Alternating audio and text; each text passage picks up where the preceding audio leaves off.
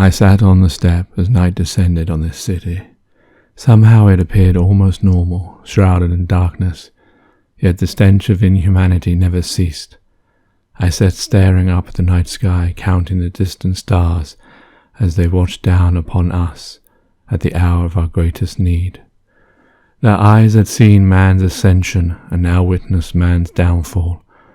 Before today I had hoped to have found hope, civilization, in this place, and yet now I knew this was not to be.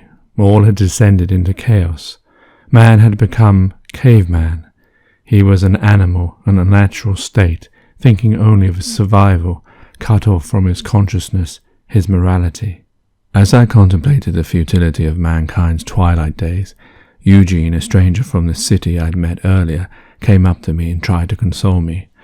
I took from his eyes he only knew too well what had been going on here, but as he tucked into a burger made of the meat of the fallen men, I wondered as to how much he really knew. As the leader had said, he did not show everyone the slaughterhouse, and yet I wondered why he allowed me. Maybe it was a cruel jest on his part, or maybe he felt I would accept what I had seen, after nearly being killed by Harkin, whose screams I could no longer hear. Whether he was now among the dead, I do not know. Maybe they'd taken him away somewhere, only to bring him back for another viewing sometime later. Eugene sat next to me on the step and asked me if I was all right. I refrained from answering, but I don't think he expected an answer. He spoke of his dislike for this city, the way people were. He said he felt alone amongst these people. I too agreed. In a short space of time I found someone I could talk to, someone who was much like me, but better, for he told me how he had rescued people from a burning building, despite putting his own life at risk. As he said so, I saw myself back at that hospital when I had taken the easy route of blowing it up, rather than saving Valentine's victims. As he spoke, my ears no longer heard his words. I thought to myself, how in life, I thought, I was a good man, as good a man as I could be, and yet I found someone to whom good could truly be used. As too was my self-reflection, one of honesty, or did I impose upon myself an image that was not mine to own? I returned back to his conversation, as he told me about how he survived the disaster. It was a coin of justice, he said. About what? I injected. I don't know. It's just I saw big men, tall and strong, who had bullied those weaker than themselves, with their muscles or power, who did all sorts of illegal things against their fellow men or the state, thinking it means nothing, and not seeing that their greed earned only them and deprived the honest. They walked about the earth haughtily. I saw them brace themselves against the coming wind, the clouds which were beautiful in their hues, bright red and silver shades, descending from the sky above at such velocity. These men roared with their arms stretched out, as if they would capture the wind within, and yet they were atomized, big, strong men, turned into ash.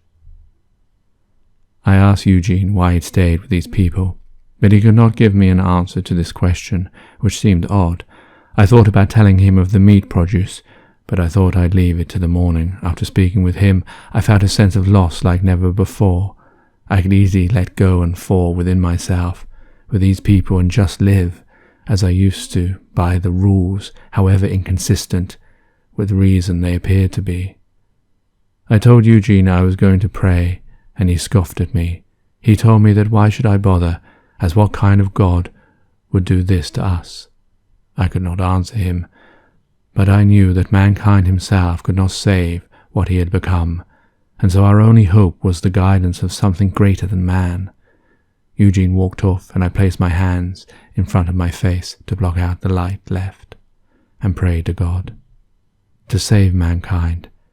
I prayed selfishly for myself that a cure could be found to save me from the death Harkin said would come to us all in time, the virus that I carried within my body, that was entwined within my DNA, causing these white flashes, and soon would kill me from within. I prayed that all could be cured. I prayed for those who had passed and those that had survived, that somehow man could be saved from his folly and be given a chance once more. It seemed so impossible what I asked, for I knew from what Harkin had said that all that breathed in the radiation would end up dead, some immediately, some in time. I knew that over a small amount of time I was getting more tired easily and felt less well. I had seen the signs myself of my degeneration. I knew not how much time left there was for me. I looked at my watch, and for the first time for a long time I checked the date, the 7th of October. I did not know why I felt the need to know which day it was, as days didn't seem to matter anymore, but it was something that was done when we thought our time was never to end. I wandered about the city in the dark, as every time I closed my eyes I would see Jenny, or the Overgates, or my parents, in the dark silence, broken occasionally by a crackle from a fire, of which there were a few lit here and there to bring light from this darkness that had descended. It felt distant. With the buildings gone, the landscape had returned. The eyes could see as far as it could, flat earth, and in the dark one could see the bodies that lay on it. Eventually I settled down and fell to sleep. I awoke in the morning. At first the light of the sun made me blind as I opened my eyes, and for the briefest of seconds I imagined that I had dreamed all that had gone before, that I was back on the pavement, about to start another mundane day. But when my eyes adjusted, the horror soon came back, along with that familiar smell like rotting fruit. How now I wished for one of those seemingly endless mundane days. I stood up, and in the distance I saw a crowd of people in a circle, and someone inside. There was quite a bit of noise to go with it as well. As I walked slowly towards the circle, I captured the most amazing, depressing sight. It was a man holding a camera, the other a boom microphone. They were filming the people. As I got closer, I heard the questions they were being asked. It was about how they had survived the disaster. The man with the microphone kept whispering to the cameraman after each interview was finished. One of the ladies was an old Japanese woman who talked of how this was like another Hiroshima. It's the same carnage. Today I saw the same thing I saw all those years ago. There was the house that had been destroyed. Underneath the rubble was a mother and her child. The mother scrambled out from after regaining consciousness, but the child was trapped. The mother frantically tried to pull her dearest one out. The child screamed for her mother to help her, to free her. The mother smelled something, and looking up she saw the burning embers rise like a snake in the desert. Tall, twinkling, bright flames were crossing the broken house.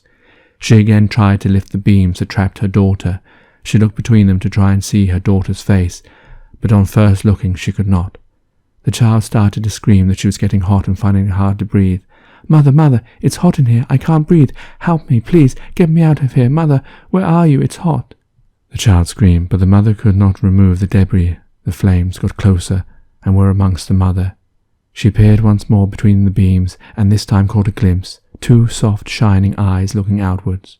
But the eyes were not in the mother's gaze, and before they realized, the mother darted her head away, fearing that the child could see her. The child screamed and cried out loudly once more. The mother felt the heat from the flames and moved back sheepishly. Then she scrambled into a ball and sobbed as the pangs of guilt took over her, leaving her child to save herself from the flames. Then she heard the coughing noise of her loved one, her only one, crying and screaming and asking for her mother. Her final words came, "Mother, it's burning me, it's burning me." "Yeah, thanks for that," said the man holding the boom mic. Then he turned to his cameraman and said, "Cut that bit." Then they filmed certain people and parts of the city. I approached the man holding the boom mic and asked him what he was doing. "Capturing history, friend. The world's going to see what's happened, ain't it?" he said. "To whom are you broadcasting this?" "The highest bidder." "What were you whispering to your cameraman back there?" "Oh, wow. Some of the things the people said that were no good. So I was reminding him that which bit we needed and which could go on the cutting room floor, as it were." "Isn't it your duty to show the truth?" The two of them both looked at me with serious expressions. "My friend," he said, "I hope you're not suggesting we, 2 fine journalists, will be doing anything other than covering the truth. This is our duty." "But you are selecting what is heard. You are creating the image with words and pictures based on your own viewpoint." "You will find if you ask anyone. Ask Fred here, he will confirm. I'm a very objective type of person. The truth I see is the truth, you see." "No, I don't," I said flippantly. "I saw how you filmed the women and the children, but not any of the men. That you picked the children that were the most hurt, that you spoke to more children than older people. Are you in the media? No, I returned. Then what do you know? Let us do our job. The people back home will be waiting to see these images before their tea. He turned to the camera and did his piece, in a much better accent than the one was led to believe was his. As you can see, the situation here is severe. The children have been abandoned, left to cope on their own. The child, whose name no one knows, suffered severe injuries. She perhaps has hours to live. The city devastated beyond recognition. One wonders the horrors that these eyes have been left alone to see. I was about to add some more when I noticed that the camera had no tape inside. It was then that I realized that these two were quite mad, that this might have been their job before the disaster, and they were continuing it in their pointless way, so I no longer haggled them, as there was simply no point to it. At this point a loud explosion roared through the sky. The two journalists ran as quickly as they could. I followed them and was led to the embankment. In the distance, in the middle of the sea, was a ferry. I asked the cameraman what was going on. He told me that the ferry was on fire, that he could see people on board. There was a sign saying, "Help us." But he also said that he had noticed that some of them were badly disfigured. Another roar of thunder was heard, this time much louder. I turned to see a cannon with smoke billowing out of it. I rushed over to the operator. "What the hell are you doing?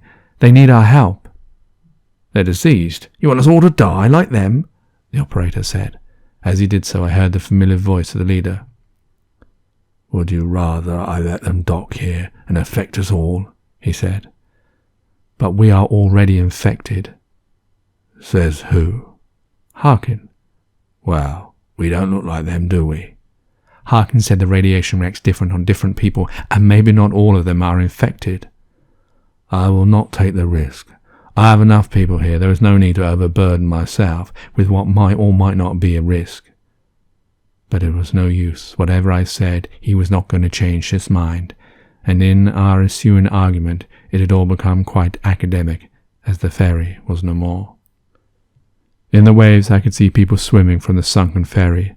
Some were burning alive as they did so from the flames. Others were shot at by the leader's men with their machine guns, firing hundreds of bullets, splashing in the waves and the guts of those poor survivors. I could take this no longer, and I walked away, leaving this carnage behind me. How could these people see life in such a way? To only think of themselves, to know what lengths we had all suffered, and yet have no compassion for fellow human beings. I started to wonder, what if chance was given that these people would build a society into, whether we would descend rather than ascend in the future. But this thought was short-lived, as at that very moment a rumble noise boomed. The floor began to shake. I fell to my knees, my hands on the floor. I could feel the very earth beneath me rumbling, shaking, throbbing. It was an eerie sensation. With that, I bolted upright and began to run as fast as I could. As I did so, I heard the familiar noise of screams. I heard windows breaking, bricks falling and breaking to the ground. I continued to run as the soil below ripped. I got close to the edge of the city of which I had entered, and looked back only once to see the earth of which I had once stood near the embankment roll up. It literally rolled up and came down upon itself with a mighty crash. Then from the earth came a fiery liquid, lava. These were scenes of pure hell. I saw bodies being hurled into the air and landing with a fizz in the hot lava. One of them was the cameraman, who continued to film what was happening on his empty machine. The earth again pounded, and up it rolled, but this time it did not come back on itself. It continued to roll and was heading straight towards me. Then I saw Eugene running towards me. He had nearly reached me when a scream came out. It called for help. I am not sure to whom the voice belonged. Maybe it was the leader. There was a group of people. One had got his leg trapped in the piece of earth that opened up. The other tried to pull him out. Eugene turned around and ran back towards them. As the earth continued to roll its weight towards us, and it was picking up speed, behind where the earth used to be was a river of hot lava, sloshing and burbling. Then in an instant it was behind Eugene and the group. In a moment, which seemed to last forever, I caught, maybe purposely for my intention, Eugene's eyes. They stared before me. They seemed vacant but resound, as if he was happy with the choice he had made. There was no anger or sadness as such. Then the second was over, and the land rolled over them all. I had no more time to look at this carnage. I ran ever quicker as I heard the trembling roars of the earth gone mad behind me. Then in front was the red bus I had left when Harkin and I arrived here. I sped to it, jumped in it, and started the engine first time, and was off as fast as I could. I didn't look around again at what I had left, but after a while the noise ceased, and I can only imagine that the hell that had been unleashed on that tiny city where all this had begun was now over.